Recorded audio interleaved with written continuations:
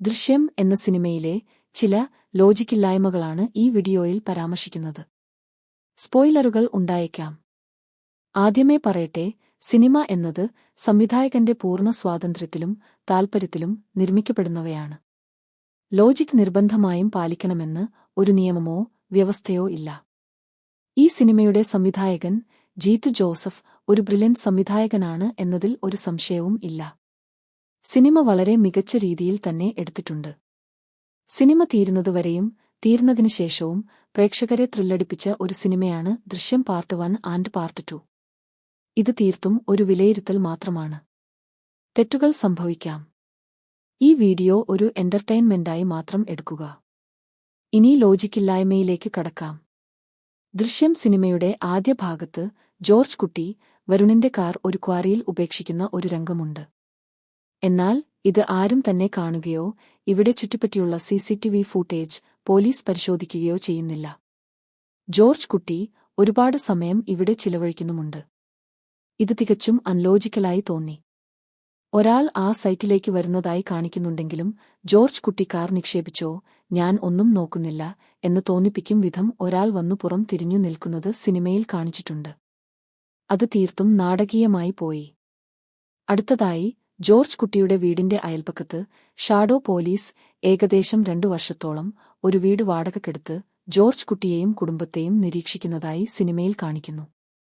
മാത്രമല്ല, അവർക്ക് പ്രത്യേകിച്ച് ഒന്നും കണ്ടെത്താൻ കഴിയുന്നുമില്ല. എന്നാൽ നോർമൽ ലൈഫിൽ ഇതൊന്നും പ്രാക്ടിക്കൽ ആയി നടത്താൻ പറ്റുന്ന കാര്യമല്ല. അതുകൊണ്ടുതന്നെ സിനിമയിൽ ഈ ആശയം ഒരു കല്ലുകടിയായി. അതുപോലെ മറ്റൊരു രംഗമാണ് രണ്ടാം ഭാഗത്തിൽ ജോർജ് കുട്ടി വർഷങ്ങളോളം വരുണിന്റെ സമപ്രായത്തിലുള്ള ഒരു യുവാവിന്റെ അസ്ഥികൾക്കായി കാത്തിരിക്കുന്നതായി സിനിമയിൽ പറയുന്നു. അവസാനം അത് കണ്ടെത്തുകയും സെമിത്തേരി സൂക്ഷിപ്പുകാരനിൽ നിന്ന് അത് കൈപ്പറ്റുന്നതായും സിനിമയിൽ കാണിക്കുന്നുണ്ട്. ഇതൊന്നും ആ നാട്ടുകാരോ പോലീസോ കാണുന്നുമില്ല, അറിയുന്നുമില്ല എന്നത് തീർത്തും അൺലോജിക്കൽ ആയി തോന്നി. പ്രത്യേകിച്ച് ജോർജ് കുട്ടിയെ അന്വേഷിക്കാൻ ഷാഡോ പോലീസ് അയൽപക്കത്ത് തന്നെ ഉള്ളപ്പോൾ. ഇനി ഈ സിനിമയിലെ ഏറ്റവും അൺലോജിക്കലായി തോന്നിയ രംഗം പറയാം. ഫോറൻസിക് ലാബിൽ നിന്നും വരുണിന്റെ അസ്ഥികൾ മാറ്റുന്ന രംഗം. ഇത് തീർത്തും നാടകീയമായി പ്രേക്ഷകർക്ക് തോന്നി. ഒട്ടും ദഹിക്കാത്ത ഒരു രംഗവുമായിരുന്നു ഇത്. യഥാർത്ഥ ഒരു ഫോറൻസിക് ലാബിൽ ഇത്തരം ഒരു പരിപാടി ഒരിക്കലും നടക്കില്ല. നടത്തിയാൽ തന്നെ അയാൾ എപ്പോൾ കുടുങ്ങി എന്ന് ചോദിച്ചാൽ മതി.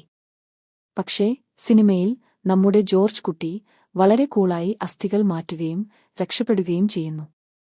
മറ്റൊരു രസം, ഈ ലോജിക്കില്ലായ്മയെക്കുറിച്ച് നടൻ മോഹൻലാൽ തന്നെ സംവിധായകനായ ജീത്തു ജോസഫിനോട് ചോദിച്ചത്രേ. അങ്ങനെയൊക്കെ നടക്കുമോ എന്ന്. അങ്ങനെയൊക്കെ നടക്കും എന്ന് താൻ ലാലിനു മറുപടി നൽകി എന്ന് ജീത്തു ഒരു അഭിമുഖത്തിൽ പറയുകയുണ്ടായി. സിനിമയല്ലേ, നമുക്ക് അഡ്ജസ്റ്റ് ചെയ്യാം.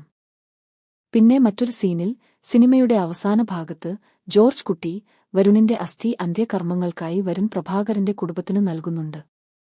എന്നാൽ ഇത് നൽകുന്നത് ആരാണെന്നു കണ്ടെത്താൻ പോലീസ് ശ്രമിക്കുന്നുമില്ല, അന്വേഷിക്കുന്നുമില്ല. CCTV പരിശോധിച്ചാൽ ഈ അസ്ഥികൾ ആരാണ് വീടിന്റെ വരാന്തയിൽ കൊണ്ടുവന്നു വെക്കുന്നത് എന്ന് ഈസിയായി കണ്ടെത്തുകയും അത് ജോർജ് കുട്ടിയിലേക്ക് എത്തുകയും ചെയ്യുമായിരുന്നു.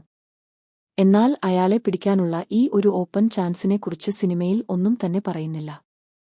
ഏറ്റവും ഭയങ്കര കോമഡി, ഈ സിനിമയിൽ മുഴുവനും പറയുന്നത് ഒരു പോലീസ് സിസ്റ്റം മൊത്തത്തിൽ വർഷങ്ങളായി ജോർജ് കുട്ടിയെയും കുടുംബത്തെയും പല രീതിയിൽ പല വഴികളിലായി നിരീക്ഷിക്കുന്നു, പിന്തുടരുന്നു എന്നതാണ്.